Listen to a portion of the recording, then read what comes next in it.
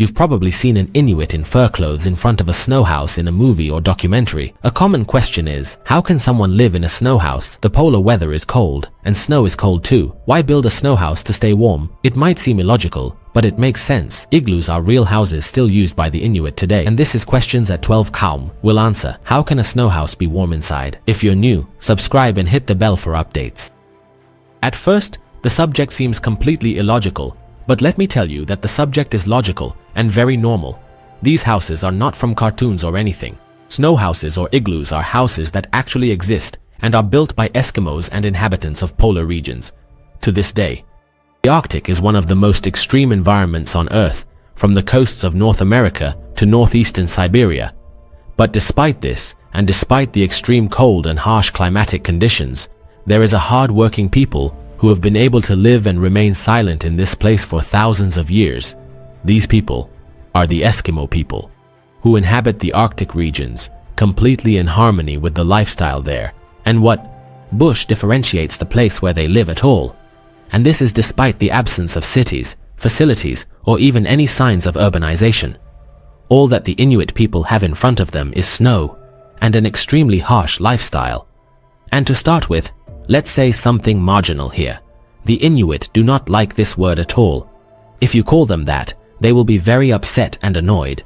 The word Eskimo is derived from a term used to refer to strange people who speak a different language. In addition, it is also used to refer to people who eat raw meat, and they prefer to be called Inuit instead of Iskmua, because Inuit in their language means people. So let's keep it between us for reference. The Inuit or Eskimo people live in icy regions where temperatures can drop to 50 degrees Celsius below zero in winter. Anyone living in such a cold environment needs to find a shelter and a safe home to live in, whether that home is made of bricks, metals, or even wood. Unfortunately, the Arctic region doesn't have any of these materials available at all, and even the trees and forests in the area are almost non-existent. That's why the inhabitants of this place have learned to build their homes with the only material available to them, which is snow. It's almost non-existent. That's why the inhabitants of this place have learned to build their homes with the only material available to them, which is snow. For thousands of years, the Eskimo people have resorted to building ice huts that resemble homes, known as igloos. The question here is, how do these ice houses keep them warm? The truth is, physically, snow can keep you warm and maintain your body heat as well. To understand this strange dilemma, let me tell you a story about an animal called sea otter. The sea otter is an animal that feeds on fish and marine creatures, which is why it has to live in cold waters. However, it doesn't have thick skin or thick fatty tissues to protect it from the cold. So, how does it keep warm? It uses something very strange: air particles.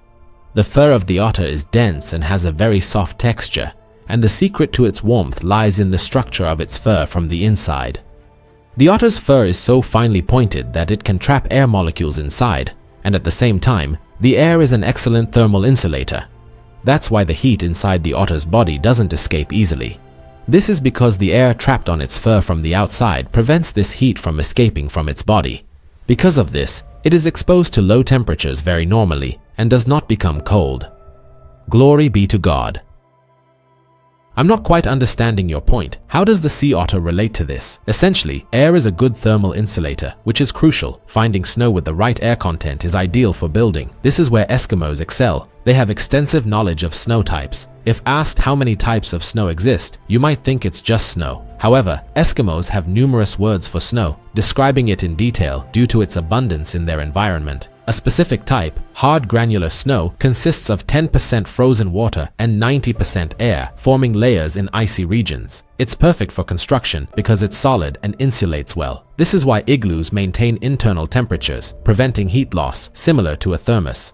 They describe it with thousands of terms to convey its type and state. It's the most abundant thing around them, and they understand it best. A specific type of snow, called hard, granular snow, consists of about 10% frozen water and 90% air, forming layers in icy regions. This snow is suitable for construction because it is solid, withstands pressure, and contains much air. Air is an excellent insulator, making this snow ideal for insulating structures. That's why the Eskimo hut, or igloo, maintains its internal temperature and prevents heat from escaping. This is what we need for heating, to keep the heat from our bodies or homes from leaking out.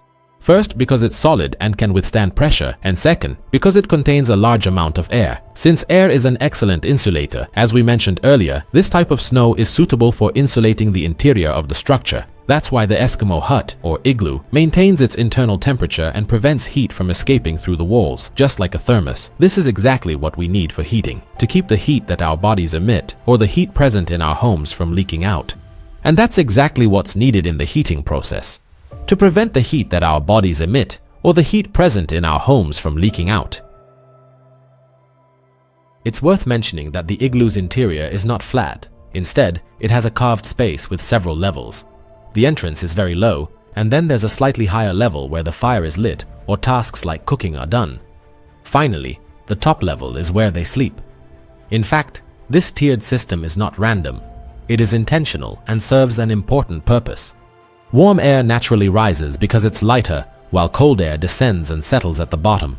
That's why any heat present in the space, whether from the fire lit inside or even the warmth radiating from the bodies of the inhabitants, all rises and circulates around the people in the upper area. At the same time, the walls of the hut are heat insulating, so all these factors combined keep the inside of the hut warm. The temperature inside reaches 10 degrees or even 15 degrees Celsius. If you feel that the temperature is still very cold, let me tell you that the weather outside now is 50 degrees Celsius below zero, which means we are very high.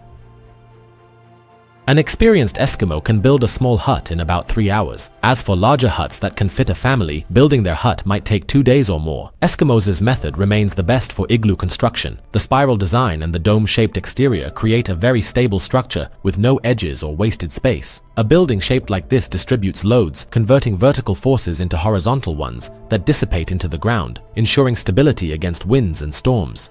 The spiral design and the dome-shaped exterior create a very stable structure with no edges or wasted space. Anyone with engineering experience knows that a building shaped like this distributes all the loads and vertical forces acting on it and converts them into horizontal forces that dissipate into the ground, ensuring the building is stable and resistant to strong winds and storms. And that wraps up our discussion for today.